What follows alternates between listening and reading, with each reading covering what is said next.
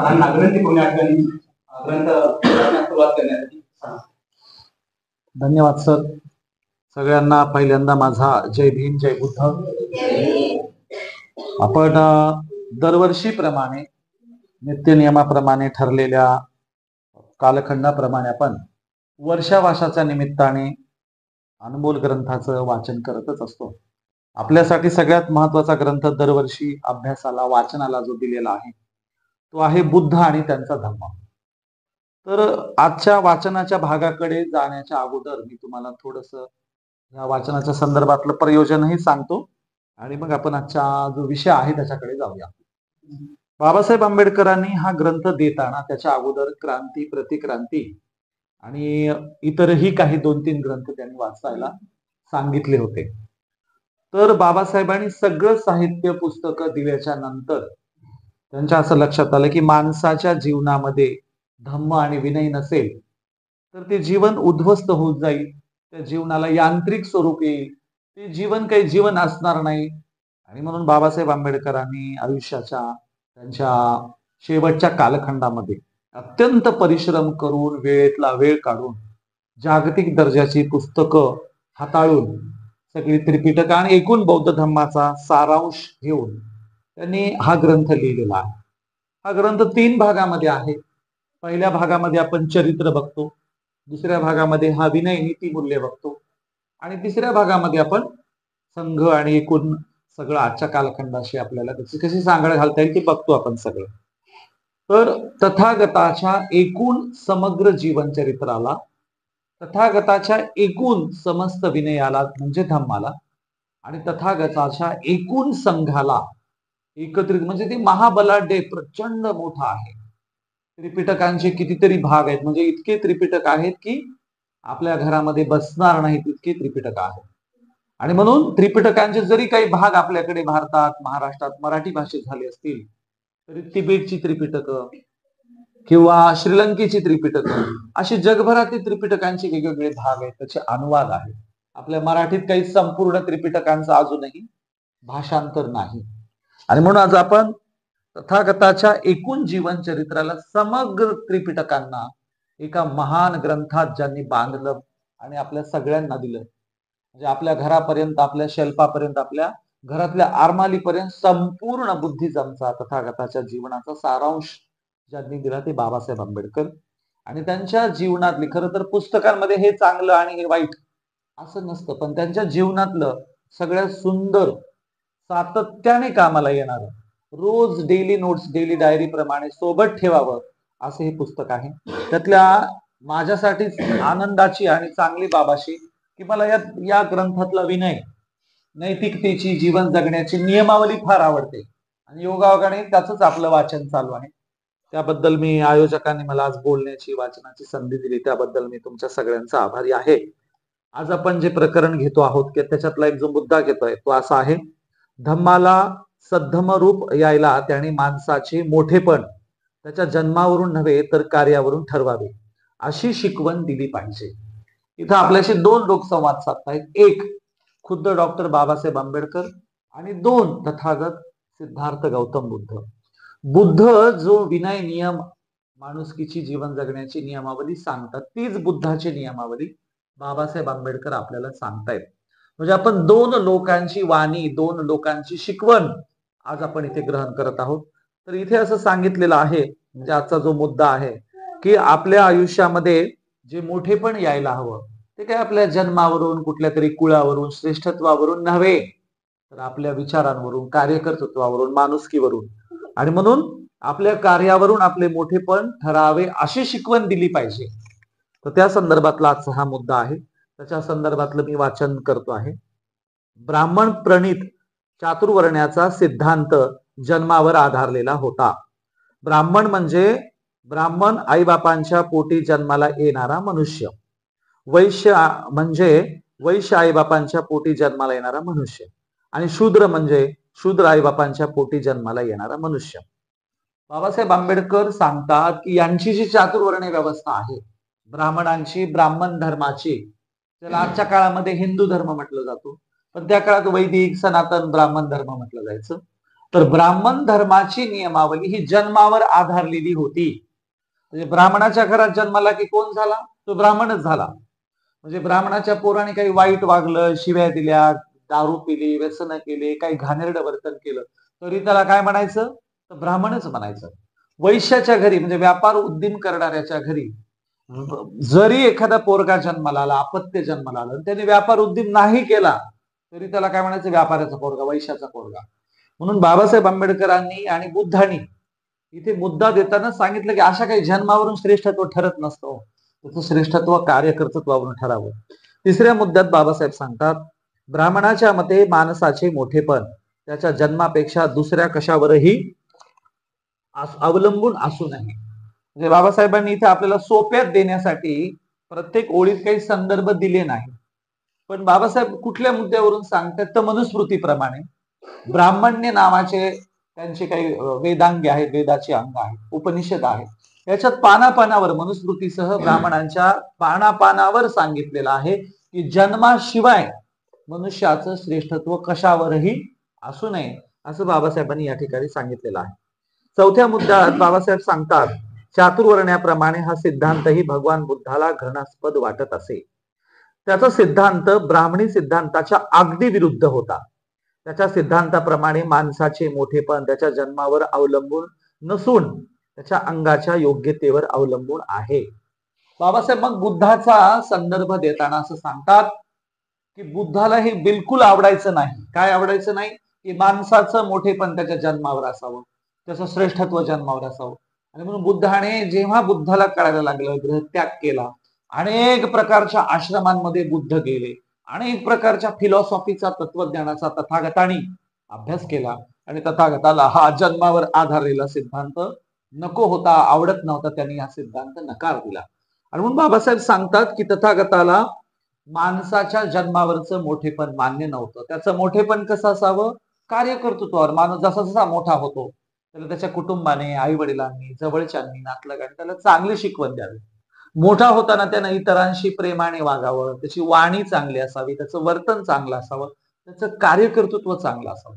आणखीन मोठा झाल्यावर तो इतरांशी कसा वागतो, या सगळ्या मूल्यमापनावरून त्याचं मोठेपण ठरावं.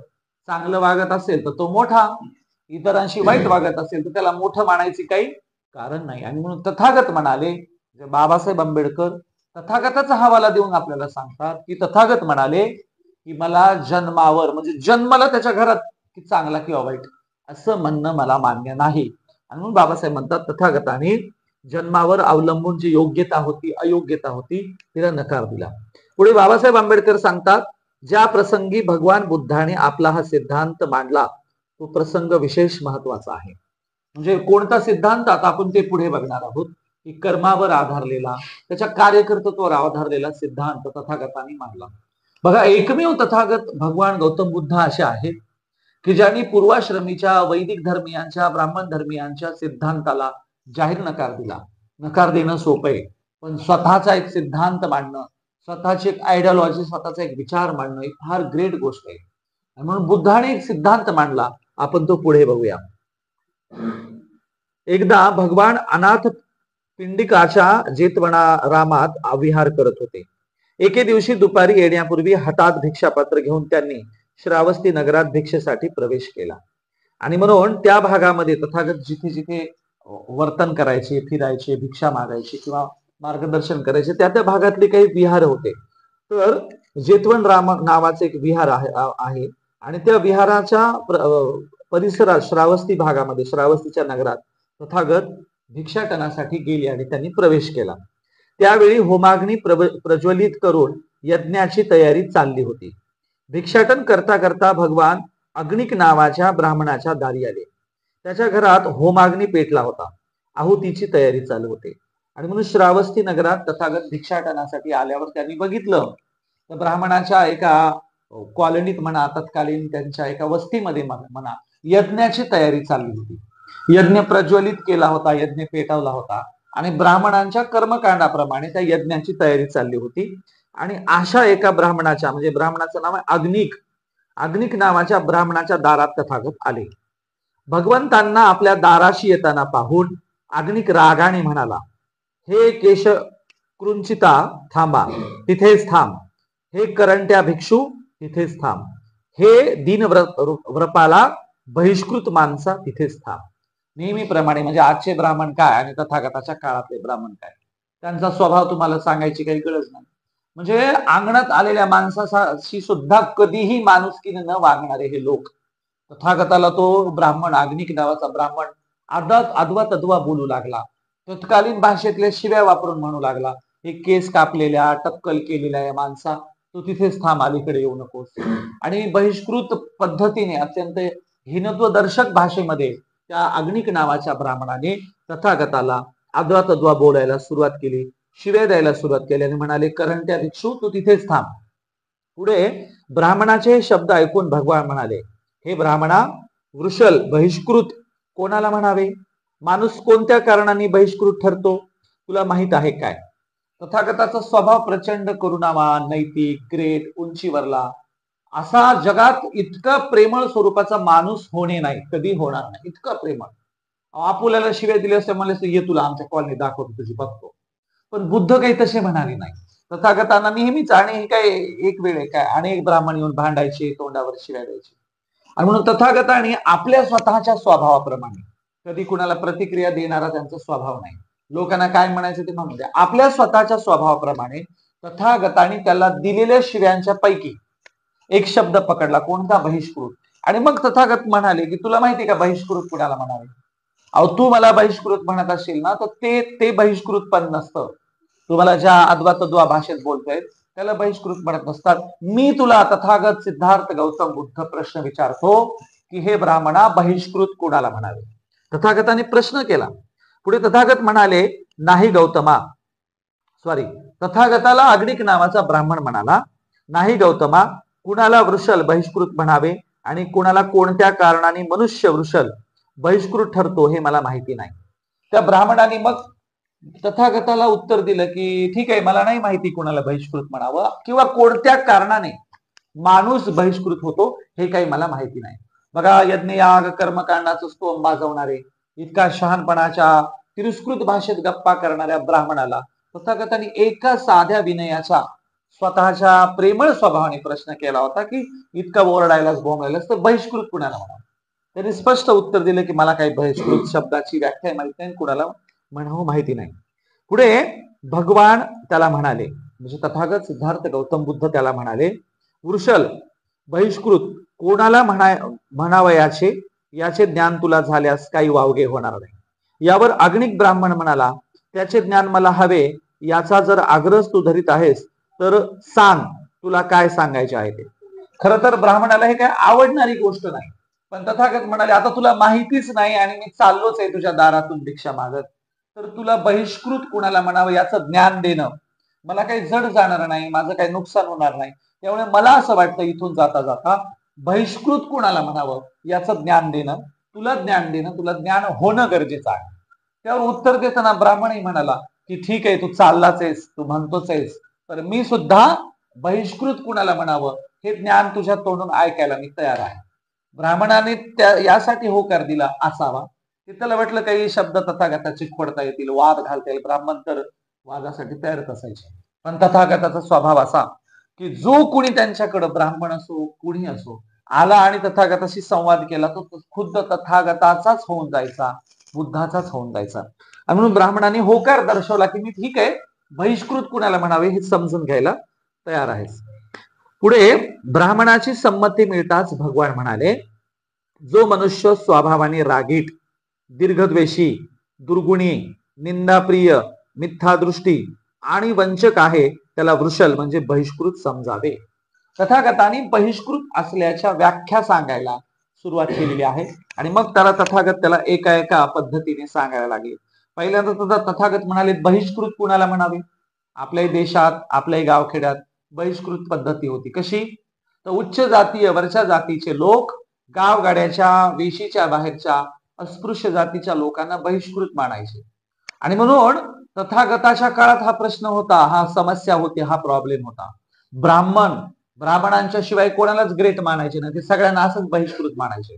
म्हणून त्याच्या दारात गेल्यावर तिरस्कृत भाषेत शब्द वापरले ते तथागताने हेरलं की हा आपल्याला बहिष्कृत समजत आहे, आणि म्हणून तथागताने सांगितलं तू मला बहिष्कृत समजत असशील, पण तुला बहिष्कृत असल्याची व्याख्या नाही, माहिती नाही, आणि मी तुला सांगतो.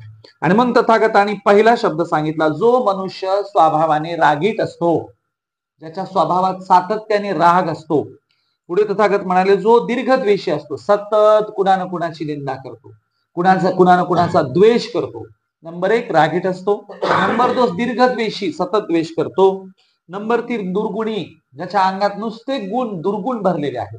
असा व्यक्ती जो निंदा प्रिय, ज्याला निंदाच आवडते, म्हणजे कुणीतरी आलं मला कोणातरी निंदा करत, तुम्हाला अजून सांगा अजून काय झालं, तो जो व्यक्ती निंदा प्रिय आहे, दीर्घद्वेषी आहे, रागीट आहे आणि दुर्गुणी आहे, त्याचबरोबर मिथ्या दृष्टी आणि वंचक आहे, त्याला बहिष्कृत समजावे, असं तथागतांनी एका वाक्यात उत्तर दिले. पुढे तथागत म्हणतात, जो सजीव प्राण्यांना, पशूंना आणि पक्ष्यांना उपद्रव करतो, ज्याच्या ठिकाणी सजीव प्राण्यांच्या संबंधी अनुकंपा नाही, तो वृषल बहिष्कृत समजावा. बघा बहिष्कृत असण्याची किती ग्रेट आणि मोठी व्याख्या तथागताने केली.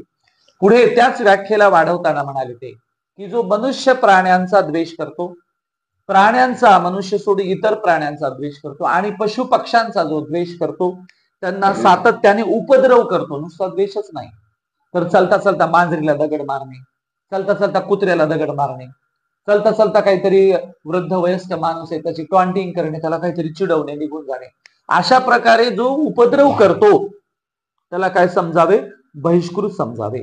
तथागत पुढे आणखीन म्हणाले, जो खेड्यापाड्यांना वेढा घालून त्यांचा नाश करतो आणि जो अत्याचारी म्हणून प्रसिद्ध आहे, तो वृषल समजावा. म्हणजे जो गुंड आहे, जो खेड्यापाड्यात त्रास देतो, युद्धाच्या वेळेला प्रजेला विनाकारण त्रास देतो, जो सातत्याने अत्याचारच करत राहतो, त्याला काय समजावं, बहिष्कृत समजावं. अशा पद्धतीने तथागत त्या ब्राह्मणाला बहिष्कृत असण्याची व्याख्या सांगतायत, बहिष्कृत कुणाला म्हणावं ते सांगतायत. पुढे तथागत म्हणाले, जो गावात अथवा जंगलात परक्याचे धन चोरीने हिरावून नेतो, तो वृषल बहिष्कृत समजावा. जो ऋण घेऊन पळून जातो किंवा फेडीची मागणी केली असता मी तुमचे काही लागत नाही असे म्हणतो, त्याला बहिष्कृत वृषल समजावे. म्हणजे जो धन चोरतो, धनाचा अर्थ इथे केवळ धन म्हणजे संपत्ती नाही, कुठलीही गोष्ट चोरीने चोरून नेतो, जो चोरीने चोरून नेऊन लपवून ठेवतो, स्वतः चोरली असं कबूल कधी करत नाही, जो उसने पैसे घेतले, एखादी वस्तू उसने घेतली, पैसे उसने घेतले, असं काही उसने घेतलं तर पुढे तो बदलतो, तो माझं काही तुझं काही घेणं देणं नाही, मी तुझ्याकडून काही लागत नाही, नेला असेल ते नेला असेल, मला काही आठवत नाही, असं उडवून लावतो, त्याला तथागत म्हणतात बहिष्कृत समजावे. जो मनुष्य शूद्र वस्तूच्या वासनेने, अगदी शुल्लक, जो मनुष्य शूद्र वस्तूच्या वासनेने वाटसरू लुबाडतो, प्रसंगी त्याची हत्याही करतो, त्याला बहिष्कृत समजावं.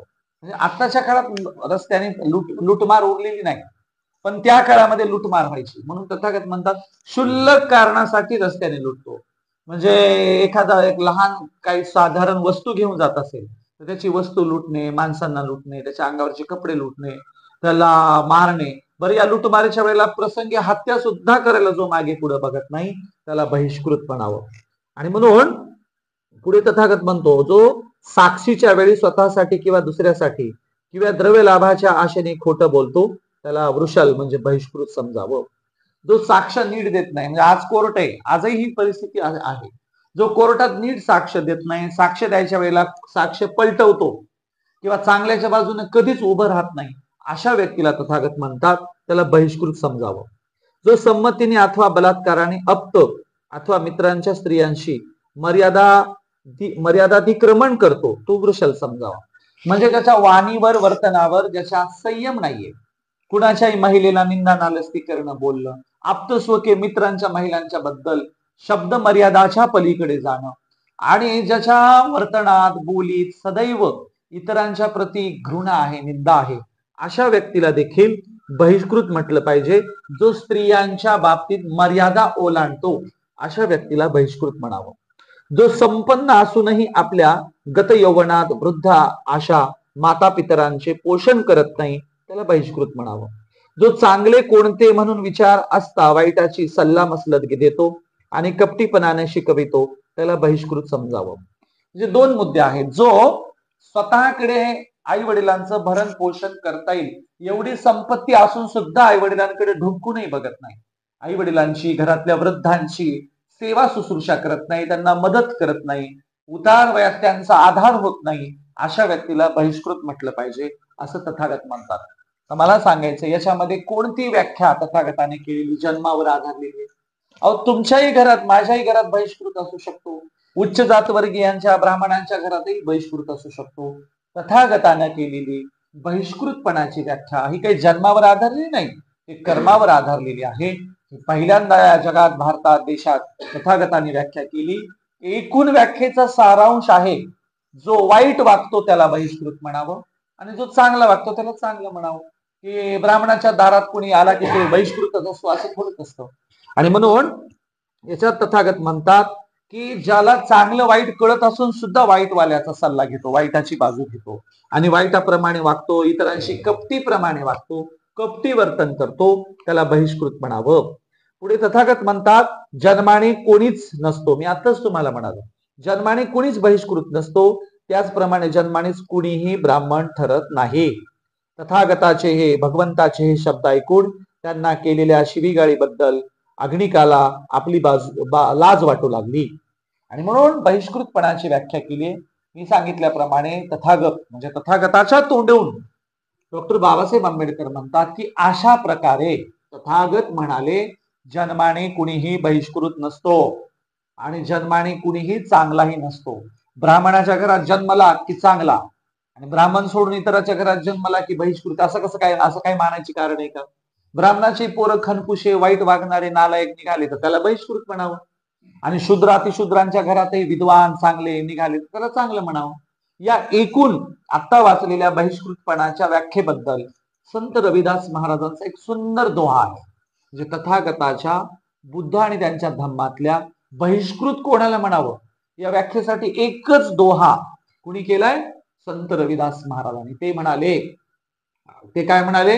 रैदास न ब्राह्मण पूजिये जो हो गुणहीन, पूजिये चरण चांडाल के जो हो गुण प्रवीण. ब्राह्मणाच्या घरात नालायक जन्माला आला तर त्याच्या पाया पडू नये आणि शूद्र अतिशूद्र चांडाळाच्या घरात विद्वान जन्माला आलं त्याच्या पाया पडावं. ही खऱ्या अर्थाने बहिष्कृतपणाची, चांगल्यापणाची व्याख्या आहे. ब्राह्मणाच्या घरात नालायक जन्माला आला तर त्याला ब्राह्मण म्हणायची काय गरज आहे? त्याच्या पाया पडायची काय गरज आहे? आणि शूद्र अतिशूद्रांच्या घरात महाविद्वान जन्माला आला तरी त्याला वाईट म्हणायचं काही कारण नाही, तो महाविद्वान आहे म्हणून त्याच्या पाया पडावं. अशा प्रकारे तथागत आणि बाबासाहेब आंबेडकर दोघेही सांगतात जन्माने कुणीही बहिष्कृत नसतो, त्याच्या कार्यकर्तृत्वाने, त्याच्या कर्माने बहिष्कृत असतो.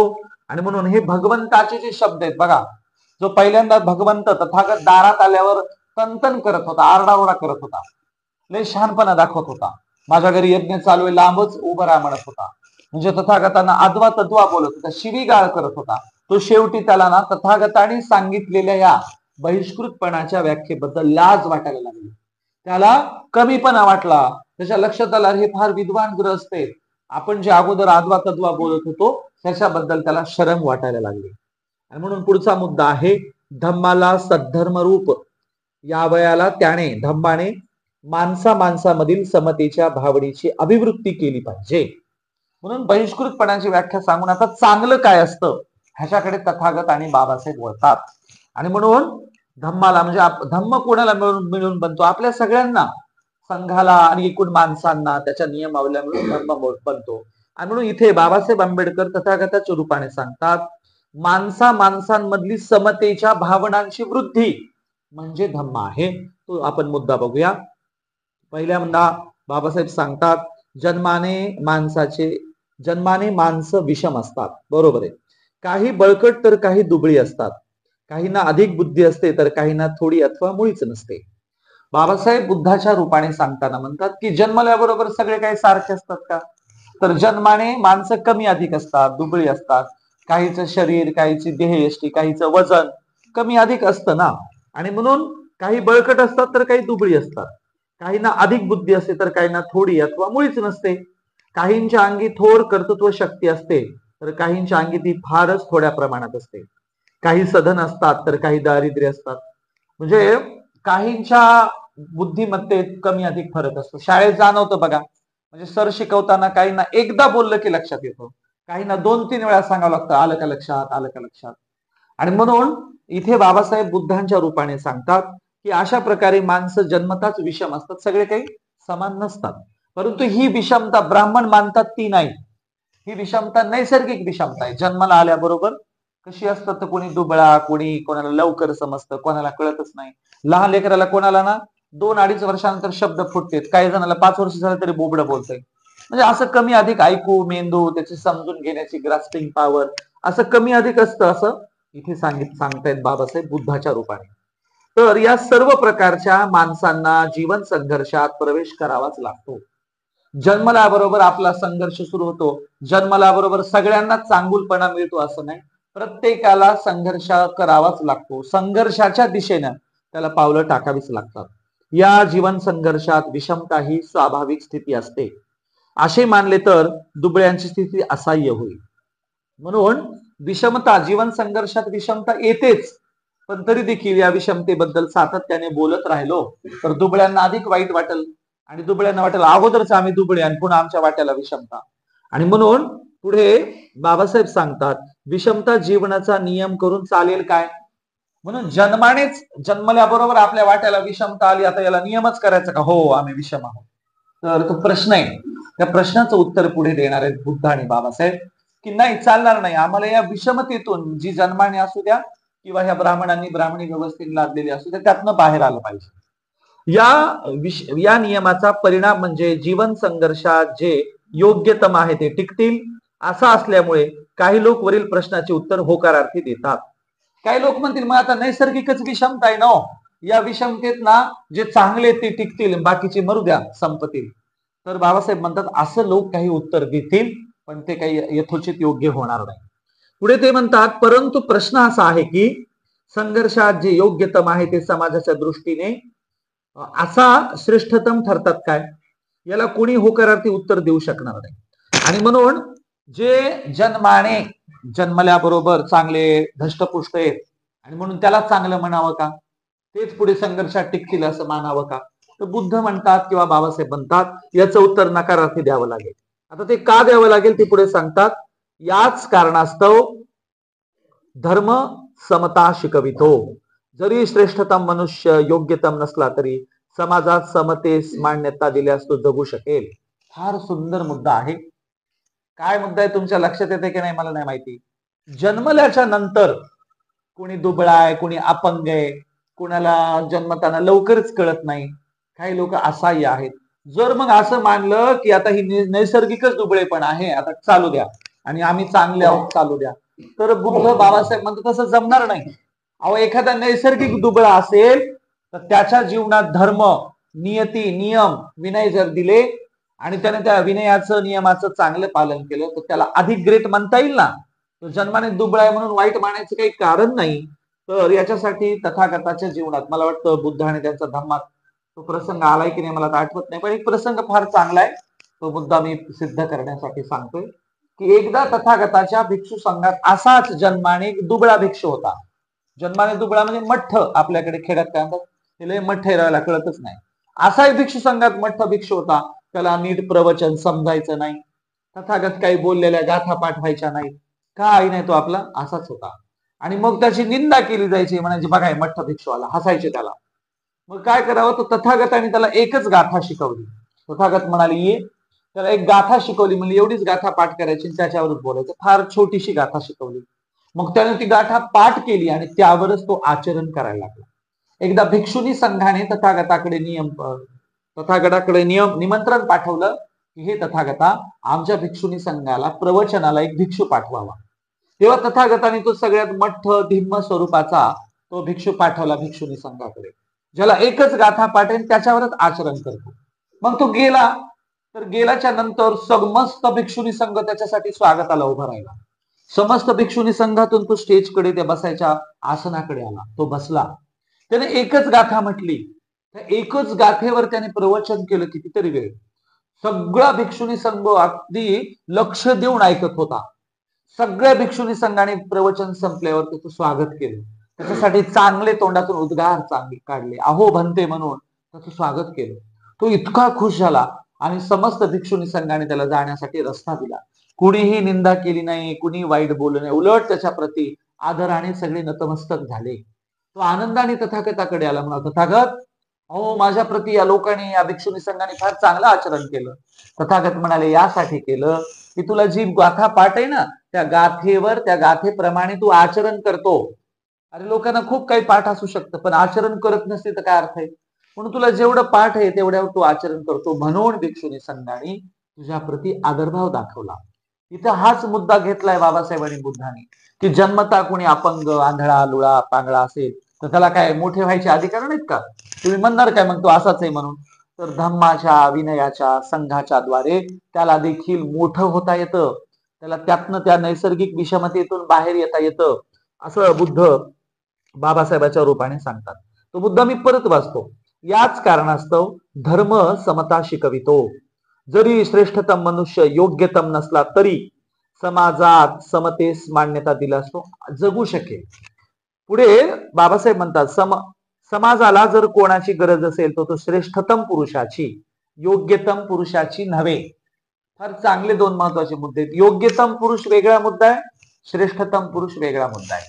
मी आलो तुमच्याकडे, नाके डोळी छान आहे, दिसायला बरा आहे, चांगले कपडे घातले, तर हा झाला योग्यतम पुरुष. पण माझं प्रवचन चालू असताना एक महाविद्वान कोणीतरी बौद्ध भिक्षू आले. त्यांचे कपडे भले माझ्यापेक्षा भारीचे नसतील, त्यांच्या पायामध्ये माझ्यासारखे भारीचे ब्रँडेड काही बूट शूज काही नसतील, ते पायाने पाठीवरून चालत आले असतील, माझ्यासारखी त्यांच्याकडे एखादी टू व्हीलर नसेल, तर श्रेष्ठतम आणि योग्यतम कोण आहे? तर आपलं प्रवचन चालू असताना साधारण दिसायला आलेले भिक्षू हे योग्यतम आहेत, आणि मी जरा गाडी घोडी घेऊन आलो तर मी तत्कालीन श्रेष्ठतम आहे.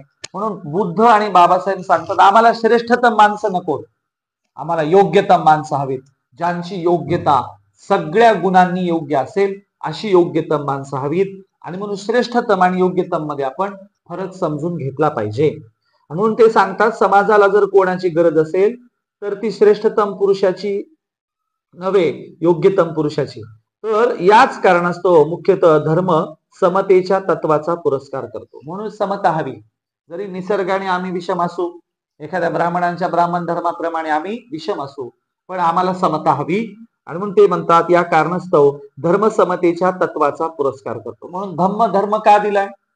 नाही तर गावागाव नैसर्गिक विषमही लोक असतील ना, मग त्याला जर धर्मस्थान नसेल तर लोक त्याला जन्मताच म्हणतील हे वाईट आहे. आणि म्हणून धर्म महत्वाचा आहे. धर्म म्हणजे खरं तर इथे धर्म हा जो शब्द आलाय तो धम्म या अर्थाने आहे. धर्म बदलत नाही, धम्म बदलत नाही, धर्म बदलत असतो. म्हणून ही शाश्वत चिरंतर माणुसकीची नियमावली आहे. आणि म्हणून बुद्ध तथागत सांगतात, बाबासाहेब सांगतात की आम्हाला समतेच्या या धम्माची गरज आहे. आणि म्हणून हा बुद्धाचा दृष्टिकोन आहे. यास्तव जो धर्म समता शिकवित नाही तो स्वीकारणीय नाही, असे त्याचे म्हणणं आहे. म्हणून बरोबर आहे, जो धर्म समता शिकवित नाही त्याला मानलं नाही पाहिजे. आणि जो धर्म म्हणजे धम्म समता शिकवितो, माणुसकी शिकवितो, बंधुभाव शिकवितो, करुणा शिकवतो, इतरांच्या प्रती प्रेम शिकवतो, इतरांच्या मदतीला धावून जायला शिकवतो, त्यालाच आपण काय म्हटलं पाहिजे? धर्म किंवा धम्म म्हटलं पाहिजे.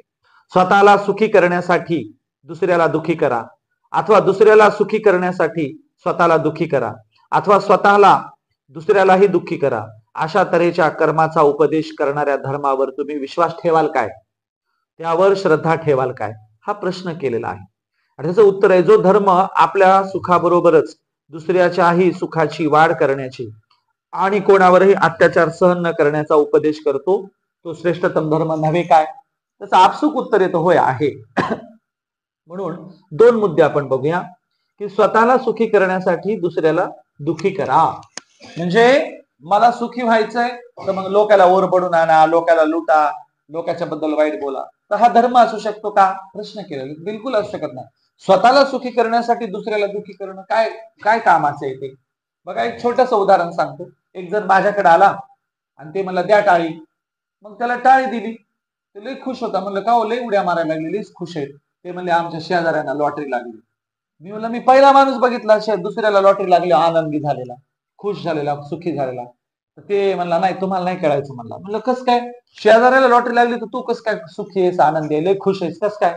तर ते म्हणला त्यांचं लॉटरीचं तिकीटच सापडलं म्हणला.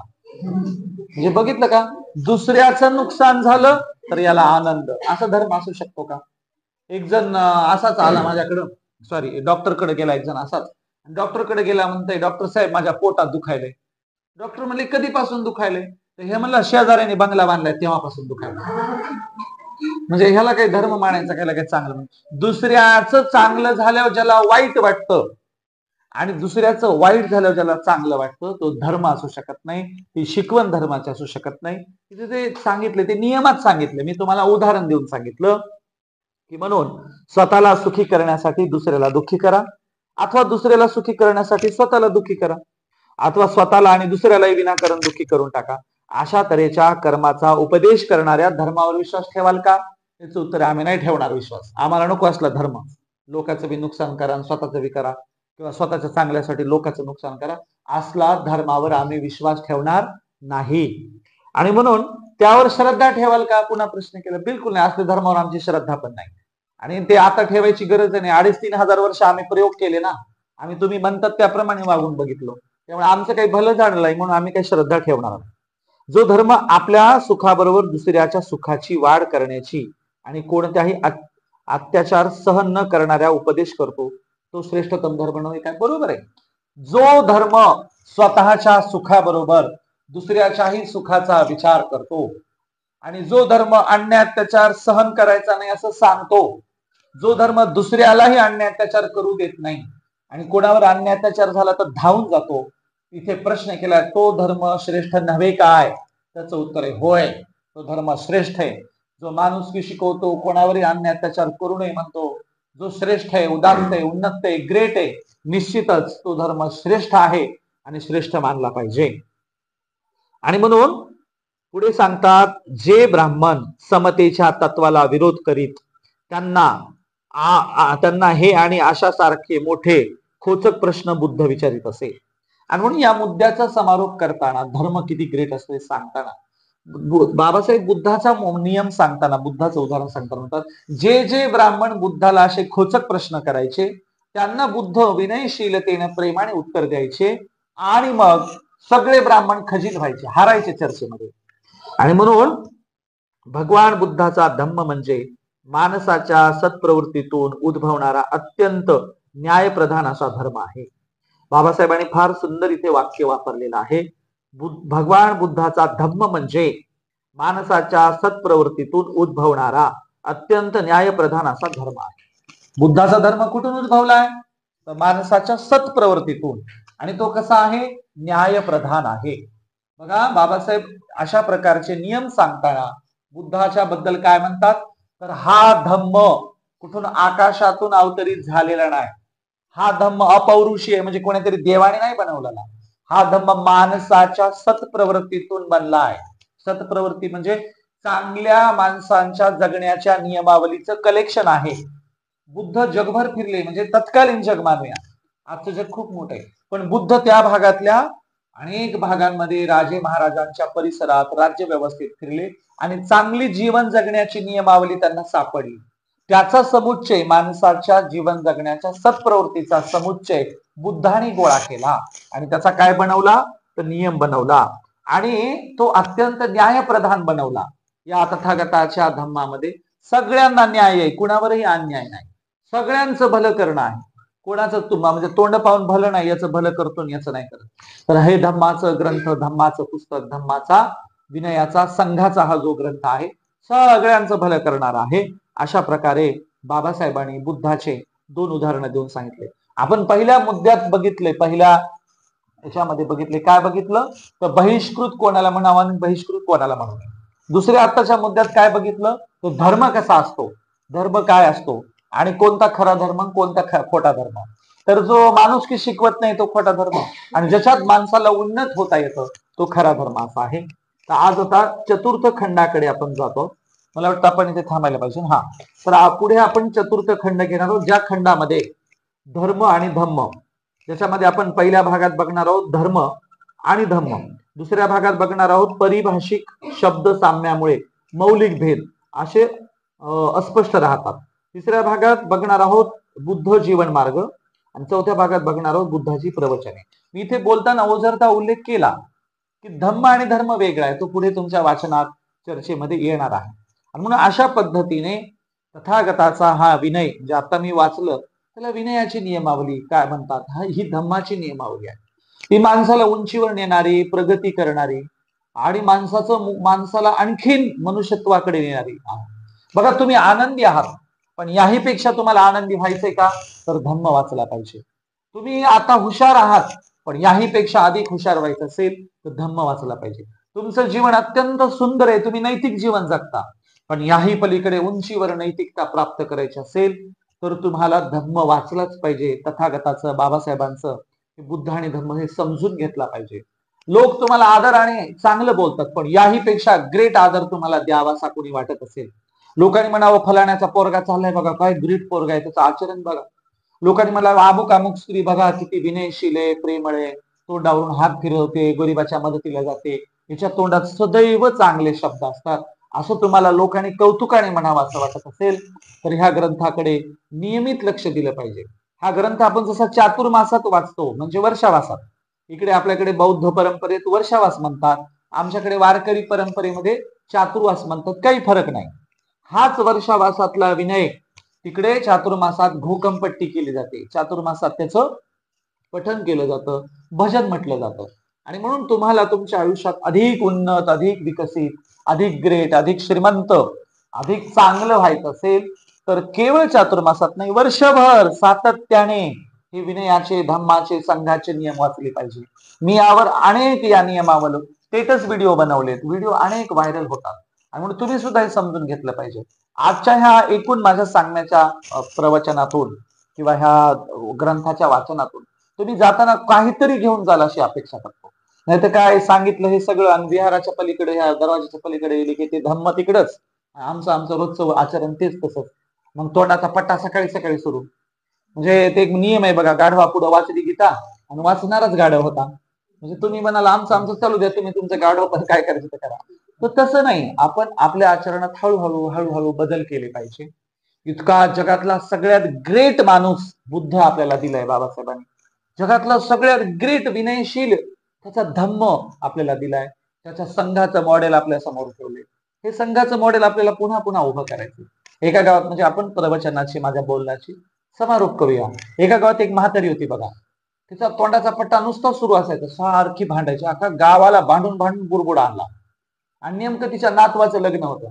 नातू म्हणला अख्ख्या गावाला लग्नाला घ्या, पण या डंगरीला घेऊच नका म्हणले. घरचे म्हणले तुला काय करायचंय, तुझं हळदीला जा म्हणले, आम्ही बघू. शेवटचं लग्न आहे, पिकलं पान आहे म्हणले, घरात पुन्हा लग्न होणार नाही, बघू दे की म्हणले लग्न, तुला काय करायचंय. ते म्हणा लोकांच्या गावी भांडण काढलं तर काय करायचं. घरचे म्हणले नाही काढणार, आम्ही समजून सांगू. म्हाताऱ्याला सांगितलं आजी लोकांच्या गावी भांडू नये, नीट राहावं, अक्षदा आपल्या टाकायच्या न्यायचं म्हणले, भांडण बिडण काढू नको बरं का. म्हातारे म्हणले नाही बाबा मी कशाला काढू. मग लग्न मंडपात म्हातारीला खाली बसता येत नव्हतं, नवरदेवाच्या स्टेजच्या बाजूला खुर्ची टाकून बसवलं म्हातारीला. लग्न लागलं, सगळे पाहुणे जेवायला बसले, इकडे स्टेजवर फोटो काढायला सुरुवात झाली. मग फोटो काढायला नवरदेवाच्या आत्या, चुलत्या, माम्या आल्या, नवरीच्या बी आत्या, चुलत्या, माम्या, सगळ्याचे फोटो काढणं सुरू. म्हातारीचा नंबरच नाही, तिला वाटलं मी विसरले का काय की मला कोणीच बोलवना, आता बोलवतील मग बोलवतील, कोणीच बोलवणार, काय करा. मग म्हातारीनं लक्ष वेधून घेण्यासाठी लग्न मंडपातून एक कुत्री गेली, कुत्री. म्हातारीनं कुत्रीवरच शिव्या द्यायला सुरुवात केली, जी कुत्रीने शिव्या द्यायला विचारूच नका, अशा शिव्या द्यायला लागली. मग ते जेवणाच्या पंक्तीतले लोक म्हणले कोणाची म्हातारी एवढी शिव्या द्यायला लागली. नवरदेव बी स्टेजवर, राग आला नवरदेवाला. नवरदेव म्हणला ही डंगरी काय चचना म्हणला. आता चचना शब्दाचा अर्थ तो मरणा, खपना. नवरदेव म्हणला ही डंगरी काय चचना. म्हातारीनं ऐकलं, म्हणली बापू तू काय म्हणलास. आता नवरदेवाला वाटलं चचना शब्दाचा खरा अर्थ सांगावा तर आपलं काही खरं नाही, पुन्हा ही भांडायची. नवरदेव म्हणला अगं आजी चचना म्हणजे जेवणास, आणि तू जेवली नाहीस का, जेव बरं. आता म्हातारीला चचना शब्दाचा खरंच अर्थ माहित नसेल का बरं, तिलाही शहाणे, तिला बी माहित. ती म्हणली मपलं काय बापा, अगोदर नवरदेव नवरी चचल, मग नवरदेव नवरीचे मायबाप चचतील, मग सगळं वऱ्हाड चचल, मग सगळं गणगोत चचल, आणि मग सगळं राहिलेलं गाव चचल, आणि मपलं काय म्हणली मी चचली तर चचल, नाही तर तशीच पचल म्हणली कार्यक्रम. आणि म्हणून आजचं आपलं नित्याचं जीवन धम्माप्रमाणे असावं, मी सांगितलेल्या म्हातारीप्रमाणे नव्हे. आपलं नियम, आपलं आचरण इतरांना समजून घेणारं, इतरांच्या प्रती प्रेमळ भावना व्यक्त करणारं, भांडणातून बाहेर येणारं, सुखदुःखात कामाला येणारं, लोकांचे अश्रू पुसणारं असं आपलं आचरण असावं, म्हातारी सारखे नाही. आणि म्हणून मला एवढी छान प्रवचन करण्याची, तथागताचा इतकं सुंदर ग्रंथ वाचण्याची आपल्या बाभुळगावच्या सगळ्या मंडळाने मला संधी दिल्याबद्दल मी तुमच्या सगळ्यांचे